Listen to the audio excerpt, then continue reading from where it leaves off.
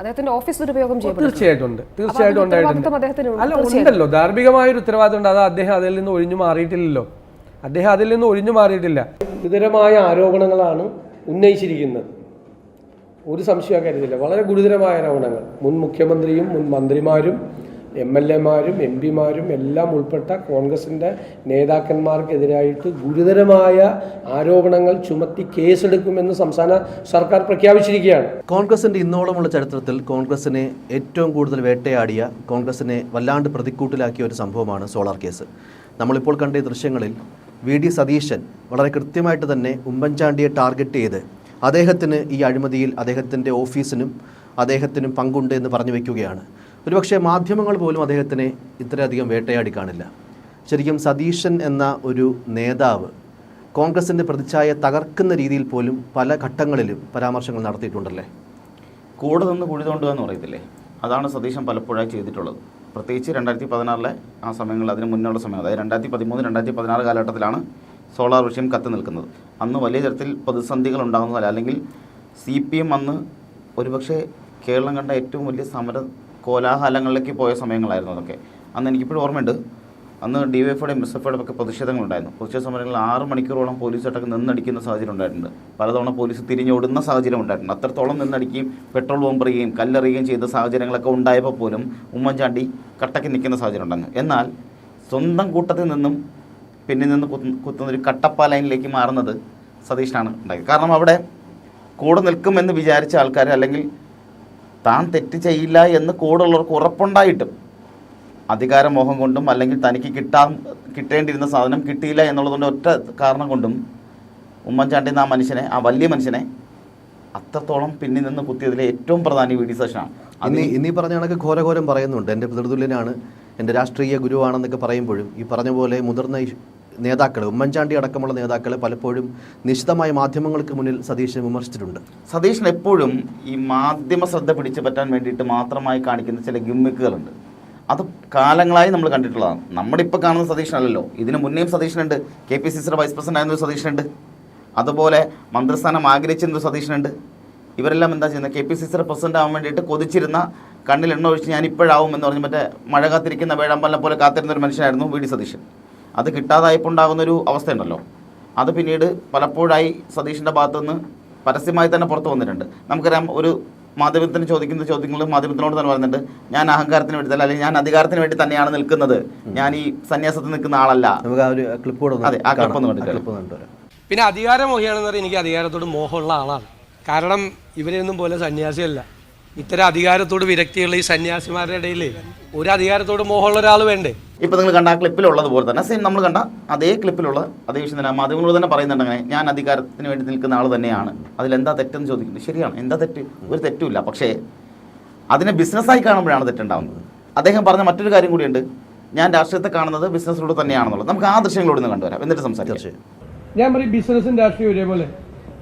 എന്താ അറിയോ, ബിസിനസ്സിൽ ആർക്കെങ്കിലും ഇമോഷണൽ റിസ്ക് എടുക്കാൻ പറ്റുമോ? എടുക്കാൻ പറ്റില്ല. ഇമോഷണൽ റിസ്ക് എടുത്താൽ പൊളിഞ്ഞു പോകും. പക്ഷെ ബിസിനസ്സിൽ റിസ്ക് എടുക്കണം. അതെന്ത് റിസ്ക്കാ? കാൽക്കുലേറ്റഡ് റിസ്ക് ആണ്. രാഷ്ട്രീയത്തിലും ഇമോഷണൽ റിസ്ക് ഒക്കെ എടുത്താൽ പാളിപ്പോകും. ആവശ്യമില്ലാത്ത തീരുമാനം അതല്ല, ബോധ്യത. കാൽക്കുലേറ്റഡ് റിസ്കേ രാഷ്ട്രീയത്തിൽ എടുക്കുള്ളൂ. അതേ ഞാനും ചെയ്യും. ഇപ്പൊ നമ്മൾ കണ്ട് 2 ദൃശ്യങ്ങളുള്ളതിലും ഇതിനകത്ത് പ്രധാനപ്പെട്ടല്ലോ, ഒന്നിൽ എന്താ പറയുന്നത്, ഞാൻ അധികാരമോഹിയാണ്. കളിയാക്കിയിട്ട് പറയുന്നുണ്ട്, മറ്റു ചുറ്റും നിൽക്കുന്ന ആൾക്കാരൊക്കെ സന്യാസികളാണല്ലോ, കൂട്ടത്തിൽ ഞാൻ മാത്രം അധികാരമോഹി, ആരെങ്കിലും ഇല്ലാണ്ടിരുന്ന മോശമല്ലേ എന്നൊക്കെ. പക്ഷെ പച്ചയ്ക്ക് പറഞ്ഞു വെക്കുകയാണ്, എനിക്ക് അധികാരത്തോട് അടങ്ങാത്ത അധികാരത്തിന് വേണ്ടി തന്നെയാണ് രാഷ്ട്രീയം നിൽക്കുന്നത്. രണ്ടാമത്തത്, ഞാൻ രാഷ്ട്രീയവും ബിസിനസ്സും ഒരുപോലെ കാണുന്നതാണ്. രാഷ്ട്രീയം എന്നത് സേവനമാണെന്നേ, അത് സേവനം അങ്ങനെ തന്നെയാണ്. അതെങ്ങനെ ബിസിനസ് ആവുന്നേ? അത് ബിസിനസ് ആവുന്ന കാലത്ത് ആ സമയത്താണ് അഴിമതി ഉണ്ടാകുന്നത്. അതിൽ ബിസിനസ് മെന്റാലിറ്റി കൊണ്ടുവരുമ്പോഴാണ് എനിക്ക് അതിൽ നിന്ന് പണം സമ്പാദിക്കണമെന്ന് പറയുന്നിടത്താണ്, അല്ലെങ്കിൽ വിചാരിക്കുന്നിടത്താണ് അഴിമതി ഉണ്ടാകുന്നത്. അതെ, അവിടെ ഞാൻ, അതായത് ഇപ്പോൾ പലപ്പോഴും എന്താണ് ജോലി എന്ന് ചോദിക്കുമ്പോൾ രാഷ്ട്രീയക്കാരന് എഴുതുന്ന രാഷ്ട്രീയക്കാരുള്ള നാടാണ് നമ്മുടെ. അതെങ്ങനെ ജോലിയാവുന്നേ? അതൊരു സേവനമാണ്. അത് സേവനമാണെന്ന് പോലും മനസ്സിലാക്കാൻ കഴിയാത്ത ഒരാളാണ് നമ്മുടെ പ്രതിപക്ഷ നേതാവായിരിക്കുന്നത്. പക്ഷേ കോൺഗ്രസിലല്ല ഈ പറഞ്ഞ കണക്ക് ഒരു മുന്നണിയിലെയും ഒരു രാഷ്ട്രീയ നേതാവ് ഒരിക്കലും പറയാത്തൊരു പരാമർശമാണ്. പറയാൻ പാടില്ലാത്ത പരാമർശം. ഇനിയിപ്പോൾ അവർ അങ്ങനെ കാണുന്നത് കണ്ടോട്ടെ, പക്ഷെ അതൊരിക്കലും പരസ്യമായി പറയരുത്. എനിക്ക് ബിസിനസ്സും എനിക്ക് രാഷ്ട്രീയവും ഒരേപോലെയാണ്. അതങ്ങനെ വരുമ്പോഴത്തേക്ക് അയാൾ ജോലി എന്താണ്? രാഷ്ട്രീയക്കാരെന്നുള്ള ജോലിയാണോ? ഒരിക്കലും അല്ല. രാഷ്ട്രീയം ഒരിക്കലും ജോലിയല്ലല്ലോ, അതൊരു സേവനമല്ലേ. അതെങ്ങനെ ജോലിയാവുന്നേ? അത് ജോലിയായി കാണുന്നിടത്ത്, അല്ലെങ്കിൽ അതിനെ ബിസിനസ്സായി കാണുന്ന ഒരാൾ ജോലി എന്നുള്ളതല്ല, ബിസിനസ്സായി കാണുമ്പോൾ അവിടെ ഉണ്ടാകുന്നത് അതെങ്ങനെ കാശുണ്ടാക്കാം, എനിക്കും എൻ്റെ കുടുംബത്തിനും എൻ്റെ ആൾക്കാർക്കും എങ്ങനെ എനിക്ക് കാശുണ്ടാക്കി കൊടുക്കാം എന്നുള്ളതാണല്ലോ. മറ്റൊരു പ്രധാനപ്പെട്ട കാര്യം ഇവിടെ സതീശൻ പലപ്പോഴായി ആവർത്തിച്ച് പറയാൻ ശ്രമിച്ചിട്ടുള്ള കുറേ കാര്യങ്ങളുണ്ട്. തനിക്ക് കിട്ടാത്തത് മറ്റൊരാൾക്കും കിട്ടരുതെന്നൊരു ഭാവം കൂടി സതീശനുണ്ട്. ഇപ്പോൾ നമുക്കതിലറിയുന്നത് 5ാം മന്ത്രിസ്ഥാനം കൊടുത്ത വിഷയമുണ്ടല്ലോ. സതീഷ് 5ാം മന്ത്രിസ്ഥാനം, അതായത് മുസ്ലിം ലീഗിന് 5ാം മന്ത്രിസ്ഥാനം കൊടുക്കുമ്പോൾ അതിന് ആദ്യം എതിർക്കുന്ന സതീഷാണ്. അന്ന് BJP ഹർത്താൽ വരെ വെച്ചായിരുന്നു. BJP അന്ന് മുസ്ലിം ലീഗിന് 5ാം മന്ത്രിസ്ഥാനം കൊടുത്തതിൻ്റെ പേരിൽ കേരളം മൊത്തം ഹർത്താൽ വയ്ക്കുകയും KSRTC ബസ്സുകൾ അടിച്ചു ചേർത്ത സാഹചര്യങ്ങൾ ഉണ്ടായിട്ടുണ്ട്. അതിപ്പോഴും നമുക്ക് യൂട്യൂബിൽ കിട്ടും. അതിന് മുന്നേ നമുക്കറിയാം, ആദ്യം ഈ 5ാം മന്ത്രിസ്ഥാനം കൊടുത്തായിട്ട് ബന്ധപ്പെട്ട് സതീശൻ മാധ്യമങ്ങൾ മുന്നിൽ അതുപോലെ വേദിയിൽ സംസാരിക്കുന്ന സംഭവമുണ്ട്. നമുക്ക് ആ ദൃശ്യങ്ങളൊന്ന് കണ്ടുവരാം. 5ാം മന്ത്രിസ്ഥാനം മുസ്ലിം ലീഗിന് രാഷ്ട്രീയമായി ലാഭമാണോ നഷ്ടമാണോ ഉണ്ടാക്കിയതെന്ന് മുസ്ലിം ലീഗിന്റെ നേതൃത്വം ചിന്തിക്കണം, ആത്മപരിശോധന നടത്തണം, അല്ലേ? അവർക്ക് രാഷ്ട്രീയമായി ലാഭമാണോ നഷ്ടമാണോ ഉണ്ടായിരിക്കുന്നത്?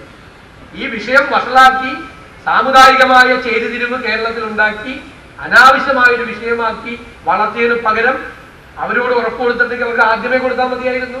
അങ്ങനെയാണെങ്കിൽ നമ്മുടെ നേതൃത്വത്തിനും അപക്വമായ തീരുമാനമാണ് നമ്മൾ എടുത്തത്, ഭരണപരമായ പക്വത നമ്മൾ ആ കാര്യത്തിൽ കാണിച്ചിട്ടില്ല എന്ന് പറഞ്ഞാൽ തെറ്റാണോ അത്? അപ്പൊ നമുക്കൊരു തെറ്റാണ് പറ്റിയതെങ്കിൽ നമ്മളത് വിലയിരുത്തണം. അവൻ തീർന്നു കഴിഞ്ഞപ്പോൾ വീണ്ടും മലബാറിൽ 33 സ്കൂളുകൾ കൊടുക്കുന്ന കാര്യമാണ്. 33 സ്കൂളുകൾ കൊടുക്കേണ്ടതായിരിക്കാം, അല്ലെങ്കിൽ അത് അർഹമായ സ്കൂളുകളായിരിക്കാം, തെറ്റില്ല. പക്ഷെ എല്ലാ ഭരണപരമായ തീരുമാനം എടുക്കുമ്പോഴും സാമൂഹ്യ പശ്ചാത്തലം കൂടി ഒന്ന് ആലോചിക്കണം. 5ാം മന്ത്രിസ്ഥാനത്തിന്റെ പേരിൽ കേരളത്തിന്റെ ഒരു സാമൂഹ്യ പശ്ചാത്തലം ആകെ അലങ്കോലമായി കിടക്കുന്ന സാഹചര്യത്തിൽ തന്നെ കൊടുക്കണോ ഈ 33 സ്കൂള്? നമ്മൾ കണ്ട ദൃശ്യത്തിലുള്ളത് സതീശൻ 5ാം മന്ത്രിസ്ഥാനം, അതായത് മുസ്ലിം ലീഗിന് 5ാം മന്ത്രിസ്ഥാനം കൊടുത്തതായിട്ട് ബന്ധപ്പെട്ടുള്ള ചർച്ചകളാണ്. സതീശൻ തുടങ്ങി വെക്കുന്നൊരു കാര്യം ഏറ്റെടുത്താരാന്നറിയാമോ? BJP ആണ്. BJP ഏറ്റെടുക്കുകയും അന്ന് ഹർത്താൽ നടത്തുകയും ഈ ഹർത്താലിൻ്റെ പേരിൽ നാടൊട്ടൊക്കെ വലിയ തരത്തിൽ നാശനഷ്ടങ്ങൾ ഉണ്ടാവുകയും ചെയ്തു. ഇതിൻ്റെ ഉത്തരവാദിത്തം ആര് ഏറ്റെടുക്കും? അതായത് കൂടെ നിന്നുകൊണ്ട് എരുതിയിലേക്ക് എണ്ണ ഒഴിക്കാന്ന് പറയില്ലേ, അതാണ് സതീശൻ ചെയ്തത്. എന്നിട്ട് അതേ സതീശൻ പറയുന്നതെന്ന് അറിയാമോ? ആ ഒരു സാഹചര്യത്തിൽ ചെയ്യരുതായിരുന്നു. അതുകൂടാതെ ഈ മലബാർ മേഖലയിൽ 33 സ്കൂളുകളെന്ന് അനുവദിച്ചായിരുന്നു. അതിനെതിരെ പോലും എന്തിനാ അനുവദിച്ചത്? ഒരുപക്ഷെ ശരിയായിരിക്കാം, പക്ഷെ ഈ സാഹചര്യത്തിൽ ശരിയായില്ലെന്നില്ലേ? ഒരു ഭാഗത്ത് ഈ പറഞ്ഞ പോലെ BJP പറഞ്ഞ് മതത്തിന്റെ പേരിൽ ഭിന്നിപ്പിക്കാനായിട്ട് ശ്രമിക്കുമ്പോഴും ആ രീതിയിൽ ലീഗിന് ഇത്തരമൊരു മന്ത്രിസ്ഥാനം കൊടുത്തതിനെ എതിർക്കുമ്പോൾ നേരത്തെ നമ്മൾ പറഞ്ഞ പോലെ അതിലേക്ക് വീണ്ടും വീണ്ടും എണ്ണ കോരി ഒഴിക്കുകയാണ്, ഈ പ്രശ്നത്തിന് ആളി കത്തിക്കുകയാണ്. അവിടെ ചെയ്തുകൊണ്ടിരുന്നത് സതീശൻ കൃത്യമായി പറഞ്ഞുകൊണ്ടിരുന്നത് ഇത് തന്നെയാണ്. മറ്റൊരു പ്രധാനപ്പെട്ട കാര്യം എന്ന് പറയുന്നത് നമ്മുടെ സോളാർ കേസ് തന്നെയാണ്. സോളാർ കേസിൽ അന്ന് ഈ CPM-നെക്കാളും, അതായത് പ്രതിപക്ഷത്തിരിക്കുന്ന CPM-നെക്കാളും മാധ്യമങ്ങളിൽ ഓടി നടന്ന് ഇന്റർവ്യൂ കൊടുത്തുകൊണ്ടിരുന്നത് സതീശനാണ്. സതീശൻ അന്ന്, അതായത് ഇപ്പോഴത്തെ നമ്മുടെ ആരോഗ്യവകുപ്പ് മന്ത്രിയായ വീണ ജോർജിനോട് ഇന്റർവ്യൂ കൊടുക്കുന്ന ഒരു സീനുണ്ട്. കണ്ടിട്ടുള്ളവർക്ക് മനസ്സിലാവും. നമുക്കത് കാണാം. അതിന് മുന്നേ ആദ്യം ഇത് പറഞ്ഞിട്ട് കാണാം. അന്ന് സതീശൻ ഇന്റർവ്യൂ കൊടുക്കുമ്പോൾ ആദ്യം വീണ ജോർജ് ചോദിക്കുന്നത് ഇപ്പോഴത്തെ സർക്കാരിനോട് വിയോജിപ്പുണ്ടല്ലേ. ഇത് ചോദിക്കുന്ന ആരോടെന്നറിയാമോ? CPM-നോടല്ല ചോദിക്കുന്നത്, കോൺഗ്രസിലെ ML, അതേ ആ സമയത്തുള്ള MLA, അതുകൂടാതെ KPCC വൈസ് പ്രസിഡന്റിനോടാണ് ചോദിക്കുന്നത് വിയോജിപ്പുണ്ടെന്ന്. തീർച്ചയായിട്ടും എനിക്ക് വിയോജിപ്പുണ്ടെന്നാണ് പറയുന്നത്. നമുക്ക് ആ ദൃശ്യം കാണാം. അദ്ദേഹത്തിന്റെ ഓഫീസ് ദുരുപയോഗം തീർച്ചയായിട്ടും ഉണ്ടായിട്ടുണ്ട്. അല്ല, ഉണ്ടല്ലോ, ധാർമ്മികമായ ഒരു ഉത്തരവാദിത്വം ഉണ്ട്. അത് അദ്ദേഹം അതിൽ നിന്ന് ഒഴിഞ്ഞു മാറിയിട്ടില്ല. ഇപ്പൊ നമ്മൾ കണ്ട ആ ദൃശ്യത്തിലുള്ളത് തന്നെ വിയോജിപ്പുണ്ടെന്ന് പറയുക മാത്രമല്ല, അതിനകത്ത് കൃത്യമായി ഉമ്മൻചാണ്ടിക്കെതിരെ പറയുന്നുണ്ട്. അതുപോലെ ഉമ്മൻചാണ്ടിയുടെ ഓഫീസിനെതിരെ പറയുന്നുണ്ട്. അവിടെ സുതാര്യത ഇല്ല എന്ന് പറയുന്നുണ്ട്, അവിടെ അഴിമതി ഉണ്ടെന്ന് പറയുന്നുണ്ട്. നിരന്തരമായിട്ടുള്ള ആരോപണങ്ങൾ കൊണ്ട് സർക്കാരിന്റെ പ്രതിച്ഛായ ഇല്ലാതായി, ഗവൺമെന്റ് പ്രതിച്ഛായ ഇല്ലാതായി എന്ന് പറയുന്നത്. ഇതൊന്നും കൂടാതെ പറയുന്നത് ഈ പറഞ്ഞതുപോലെ തന്നെ അധികാരത്തിലിരിക്കുന്ന പാർട്ടിയുടെ വളരെ പ്രധാനപ്പെട്ട ഒരു നേതൃസ്ഥാനം വഹിക്കുന്ന വൈസ് പ്രസിഡന്റാണ് അതാണ് ആ സമയത്ത്. ഇതൊന്നും കൂടാതെ അന്ന് അദ്ദേഹം പറയുന്നത് മന്ത്രിമാർക്കെതിരെ കേസ്, MLA-മാർക്കെതിരെ കേസ്, MP-മാർക്കെതിരെ കേസ്, ഇതൊക്കെ അന്വേഷിക്കപ്പെടണം, ഇതല്ലെങ്കിൽ ഇതെല്ലാം പുറത്തു കൊണ്ടുവരണം, മുഖ്യമന്ത്രി അതിന് തയ്യാറാവണം. മുഖ്യമന്ത്രിക്ക് ധാർമ്മികമായ ഉത്തരവാദിത്തം ഉണ്ടെന്നാണ് പറയുന്നത്. പരാജയപ്പെട്ടു, അതായത് സർക്കാർ പരാജയപ്പെട്ടു, അതായത് ഉമ്മൻചാണ്ടി സർക്കാർ ഒരു മാധ്യമത്തോടല്ല, ഒരുവിധം അന്നുണ്ടായിരുന്ന എല്ലാ മാധ്യമങ്ങളോടും ഒരേ ഡയലോഗ് ആവർത്തിച്ച് പറഞ്ഞുകൊണ്ടിരിക്കുക. ധാർമ്മികമായി പരാജയപ്പെട്ടു, സ്ഥാപിക്കുകയാണ് ഉമ്മൻചാണ്ടി സർക്കാർ പരാജയപ്പെട്ടു, അല്ലെങ്കിൽ ഈ ആരോപണം അതെ ജനങ്ങൾക്കിടയിലേക്ക് നമ്മൾ ഈ ഓരോന്നായിട്ട് ഇട്ട് കൊടുക്കാന്ന് പറയത്തില്ലേ, അതുപോലെ CPM-നും BJP-ക്കും ഒക്കെ അന്നൊരു പക്ഷേ BJP കേരളത്തിലേക്ക് അത്രയും എസ്റ്റാബ്ലിഷ് ആയി വരുന്ന സമയമാണ്. ആ സമയത്ത് BJP-ക്ക് ഇങ്ങനെ മരുന്നിട്ട് കൊടുത്താരാന്നറിയാവോ? VD സതീശനാണ്. അങ്ങനെ മരുന്നിട്ട് കൊടുക്കുകയും അതുപോലെ DYFI-ക്ക് ആയിക്കോട്ടെ CPM-നായിക്കോട്ടെ ഇവർക്കെല്ലാവർക്കും ഇങ്ങനെ മരുന്നിട്ട് കൊടുക്കുകയാണ്. ഞാൻ തരുവാണ്, നിങ്ങൾ അതെടുത്ത് ഏറ്റുപിടിച്ചോണം, ആ ലെവലിലേക്ക് പോവുകയും അന്ന് നമുക്ക് സെക്രട്ടറി വളരെ സമരങ്ങളിലേക്ക് വരെ എത്തിയത്. അതിനകത്ത് ഈ പറഞ്ഞ VD സതീശന് വ്യക്തമായ പങ്കുണ്ട്. ഒരുപക്ഷെ CPM-ആയിട്ട് ഡീലില്ലായിരിക്കാം, പക്ഷേ സതീശൻ്റെ വാക്കുകളാണ് അത്രയും വിഷയങ്ങൾ ഉണ്ടാക്കിയത്. BJP അടക്കം വളരാനുള്ള വഴിമരുന്നിട്ടത് സതീശൻ തന്നെയാണ്. അതിന് എത്ര ഇല്ലാന്ന് പറഞ്ഞാലും അതെങ്ങനെ സതീശൻ തർക്കിക്കാൻ പറ്റുന്നത്? സതീശൻ ചെയ്ത കാര്യങ്ങളാണ് അതൊക്കെ. സതീശൻ സംസാരിച്ചുള്ള കാര്യങ്ങളാണ്. ഇപ്പോഴും മാധ്യമങ്ങൾ എല്ലാവരും ലൈബ്രറിയിലുള്ളതും യൂട്യൂബിലൊക്കെ കിട്ടുന്നതും, അല്ലെങ്കിൽ നമുക്ക് സോഷ്യൽ മീഡിയ തപ്പിയാൽ അപ്പോൾ കിട്ടും ഈ സംഭവങ്ങളെ. ഇതേ സതീശൻ പലപ്പോഴായി ആവർത്തിച്ച് ഇപ്പോൾ പറയുന്നുണ്ട്, എങ്ങനെ ഉമ്മൻചാണ്ടിയെ പോലെ ഒരു മികച്ച നേതാവിനെ ഞാൻ ഇതുവരെ കണ്ടിട്ടില്ല, അത് ലീഗിനെ പോലെ ഇത്രയും മികച്ചൊരു ഘടകകക്ഷിയെ ഞാൻ ഇതുവരെ കണ്ടിട്ടില്ല. ഇതൊക്കെ സ്വന്തം, അതായത് ഇപ്പോൾ പറയുന്ന ഇതേ സതീശൻ പറയുന്നതാണ്, ലീഗ് പോലൊരു ഘടകകക്ഷി ഞാൻ കണ്ടിട്ടില്ല, അത്രയും സ്വീകാര്യതയാണ് കോൺഗ്രസ് ഒപ്പം നിൽക്കുന്നതെന്ന് പറയുന്ന ഇതേ സതീശൻ അന്ന് പറയുന്നത് മന്ത്രിസ്ഥാനം കൊടുത്താനാണ് പറയുന്നത്. അന്ന് എന്തുകൊണ്ടാണ് മന്ത്രിസ്ഥാനം കൊടുക്കാൻ പാടില്ലാത്തത്? അവർക്കായിരുന്നു സീറ്റ് കൂടുതൽ, അവർക്ക് ചോദിക്കാനുള്ള അധികാരമുണ്ട്, അവർക്ക് ചോദിക്കാനുള്ള അവകാശമുണ്ട്. ആ കൊടുക്കുന്നതിൽ വർഗീയത കണ്ടെത്തിയതാരാ? മുസ്ലിം ലീഗ് എന്നുള്ളതിൽ പാർട്ടിയിൽ മുസ്ലിം ലീഗ് എന്നുള്ളത് കൊണ്ട് അത് മുസ്ലിം ലീഗ് മാത്രമുള്ളതാണ്, അല്ലെങ്കിൽ മലബാർ മേഖല മാത്രമാണ് അതിൻ്റെ കേന്ദ്രീകരിച്ച് നിൽക്കുന്നത്. 33 സ്കൂളുകൾ അനുവദിച്ചു, അതൊക്കെ വർഗീയ ധ്രുവീകരണമാണ് എന്നൊക്കെ പറഞ്ഞാൽ ആരാ അപ്പോൾ വർഗീയത പറഞ്ഞു വിടുന്നത്? ഇതൊക്കെ പറയേണ്ടതാരാ? അത് കൃത്യമായി പറഞ്ഞിരിക്കുന്നത് ഭരണകക്ഷി സംഘടനയിലുള്ള അല്ലെങ്കിൽ ഭരണപക്ഷത്തിരിക്കുന്ന അന്നത്തെ MLA-മാരിലൊരാൾ, അതുകൂടാതെ KPCCയുടെ വൈസ് പ്രസിഡന്റ്. ഇതിൻ്റെയൊക്കെ പ്രധാന കാരണം KPCC പ്രസിഡന്റ് സ്ഥാനം സതീശൻ മറ്റേ ആഗ്രഹിച്ച് നടക്കുന്ന സമയമായിരുന്നു. അത് പോകുന്നത് VM സുധീരനാണ്. ഓക്കെ പോട്ടെ എന്ന് പറഞ്ഞ് സഹിച്ചു. മന്ത്രിസ്ഥാനം കിട്ടുമെന്ന് വിചാരിച്ചു, മന്ത്രിസ്ഥാനവും കിട്ടിയില്ല. അതിനും ഉമ്മൻചാണ്ടി ഇടപെട്ടാണ് അത് ബ്ലോക്ക് ചെയ്യുന്നതാണ് സതീശൻ കരുതുന്നത്. അപ്പോൾ ഉമ്മൻചാണ്ടി എങ്ങനെയും ക്രൂശിക്കുക, ഉമ്മൻചാണ്ടിക്കെതിരെ എന്തും പറയുക എന്ന തരത്തിലേക്ക് മാറിയിട്ടുള്ള സാഹചര്യമാണ് പിന്നെ ഉണ്ടായിട്ടുള്ളത്. അതിന് വേണ്ടിയിട്ട് സ്ത്രീ വിഷയം വരെ എടുത്ത് തലയ്ക്ക് വെച്ച് കൊടുക്കുക എന്ന് പറയുമ്പോൾ, അതിന് ഭരണകക്ഷിയിൽപ്പെട്ട MLA തന്നെ കൂട്ടു നിൽക്കുക എന്ന് പറയുമ്പോൾ, ആ മനുഷ്യൻ അത്രയ്ക്കുള്ള പാപമൊന്നും ചെയ്തിട്ടില്ല.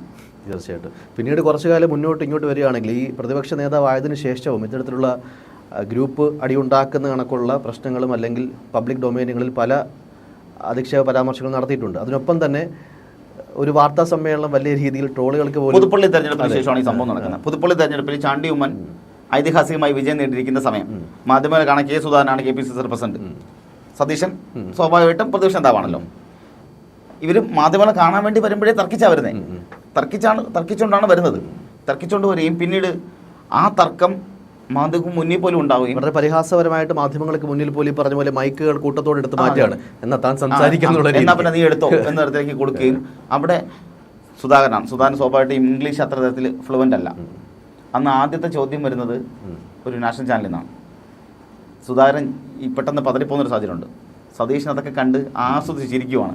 ചെറിയ ചിരി എന്താണെന്നുള്ള രീതിയിൽ ഇങ്ങോട്ട് തിരിഞ്ഞു നോക്കുമ്പോൾ അത് പറയും. അത് KPCC പ്രസിഡന്റ് പറഞ്ഞു വെക്കുക. അതായത് മാധ്യമങ്ങളുടെ ചോദ്യങ്ങൾ പലതും, അതായത് ഇംഗ്ലീഷിലുള്ള ചോദ്യം വന്നപ്പോൾ തന്നെ സുധാകരൻ പതറി. അത് സതീശന് വ്യക്തമായി മനസ്സിലായിട്ടുണ്ട്. അവിടെ സതീശൻ അവിടെ ചെയ്തത് ഞാൻ ലീഡ് ചെയ്യുക എന്നുള്ളതിലാണ്. അതായത് എനിക്കേ പറയാൻ പറ്റത്തുള്ളൂ, ഞാനാണ് ഇംഗ്ലീഷിലെ സർവ്വ വിജ്ഞാനകോശം എന്ന. പിന്നീട് ചോദിച്ച ഒരു ചോദ്യങ്ങൾക്ക് മറുപടിയും പറഞ്ഞിട്ടില്ലെന്നേ. സതീശനോട് ചോദിച്ച ചോദ്യങ്ങൾക്ക് പോലും അത് എല്ലാം കൃത്യമായിട്ട് എല്ലാം പറയേണ്ടത്. നമുക്ക് എന്തായാലും ആ ഒരു ക്ലിപ്പും കൂടെ കാണാം. അതെങ്ങനെയാണ് ഞാൻ പറയേണ്ടത്? KPCC പ്രസിഡന്റ് നിലക്ക് ഞാൻ തുടങ്ങി വെച്ചോളാം, നിങ്ങൾ പറഞ്ഞോളൂ. അത് ശരിയല്ല.